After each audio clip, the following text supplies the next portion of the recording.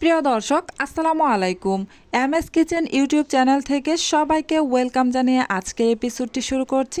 আমার আজকের এপিসোডে থাকছে পেঁয়াজ পাতা ও ডিম দিয়ে ভাজি রেসিপি। এই পেঁয়াজের পাতা যেভাবেই রান্না করা হোক না কেন, আমার কাছে এটা ভীষণ পছন্দের খাবার। আজকে আমি পেঁয়াজের পাতাটা ভাজি করব যেভাবে আমি প্রতিনিয়ত ভাজি করে থাকি। এই পেঁয়াজ পাতা ভাজির জন্য প্রথমে আমার লাগবে এখানে একটি ডিম। আমি একটি ডিম এখানে খুব ভালোভাবে ফেটিয়ে নিয়েছি। আর এখানে নিয়েছি বড় সাইজের 2টি পেঁয়াজ কুচি, একটি বড় সাইজের রসুন কুচি ও 4টি কাঁচামরিচের ফালি করে নিয়েছি। যেহেতু এখানে ডিম ইউজ করব সেহেতু এখানে সামান্য একটু জিরা গুঁড়া লাগবে, তাই এখানে হাফ চা চামচ পরিমাণ জিরা গুঁড়া নিয়েছি।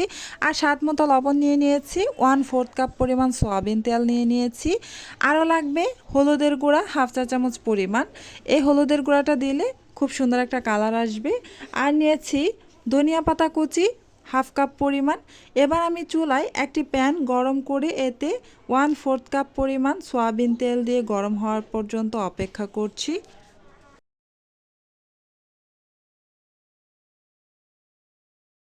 এই তো তেল গরম হয়ে গিয়েছে। এবার আমি এতে দিয়ে দিব 2টি বড় সাইজের পেঁয়াজ কুচি, একটি বড় সাইজের রসুন কুচি ও 4টি কাঁচামরিচের ফালি।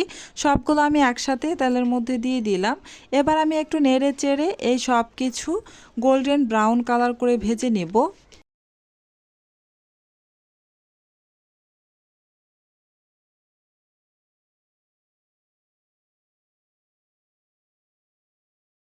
এই তো গোল্ডেন ব্রাউন কালার করে ভেজে নেওয়া হয়ে গিয়েছে। এবার আমি এই পেঁয়াজ রসুন সব কিছু আমি একটু সাইড করে মাঝখানে একটু জায়গা তৈরি করে সেখানে আমি যে ডিমটা ফেটিয়ে রেখেছিলাম সেই ডিমটা দিয়ে ভেজে নেব। এই যে দেখতে পাচ্ছেন আমি এখানে ফেটিয়ে রাখা ডিমটা দিয়ে দিলাম। এবার একটু অপেক্ষা করব ডিমের নিচের অংশটা একটু কুক হয়ে যাওয়া পর্যন্ত।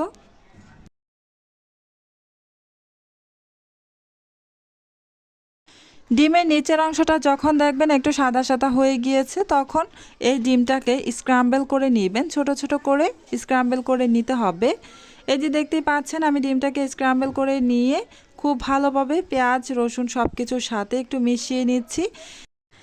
এ পর্যায়ে আমি লবণ ইউজ করব না, লবণটা আমি পরে ইউজ করব যখন আমি পেঁয়াজের পাতাটা দিয়ে দিব। এ পর্যায়ে যদি লবণ ইউজ করেন তাহলে ডিমের মধ্যে অনেক বেশি তিতা ভাব চলে আসবে লবণের, তাই লবণটা এ পর্যায়ে অ্যাড করা যাবে না। এই তো কিছুক্ষণ ভেজে নিয়ে তারপর আমি এখানে পেঁয়াজের পাতাগুলো দিয়ে দিলাম। আমি এখানে হাতের মুঠোয় 1 মুঠো পেঁয়াজের পাতা নিয়েছিলাম।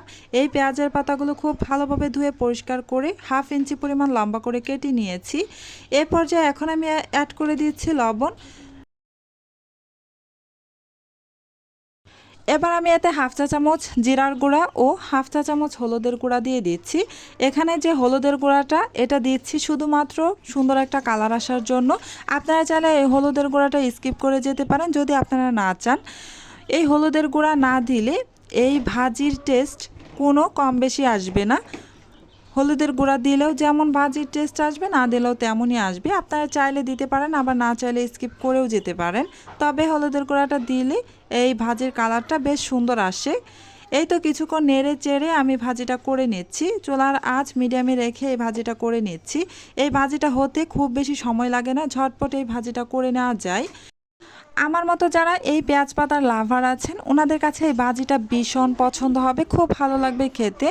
আর যারা পেঁয়াজের পাতার লাভার নন ওনাদেরকেও বলবো একবার হলেও বাসায় ট্রাই করবেন, খেতে খুব ভালো লাগবে। আমার ভাজিটা করে না কমপ্লিট হয়ে গিয়েছে। এই লাস্ট পর্যায়ে এসে এখানে আমি ধনিয়া পাতা কুচি ও একটি কাঁচামরিচ ফালি করে দিয়ে দিলাম।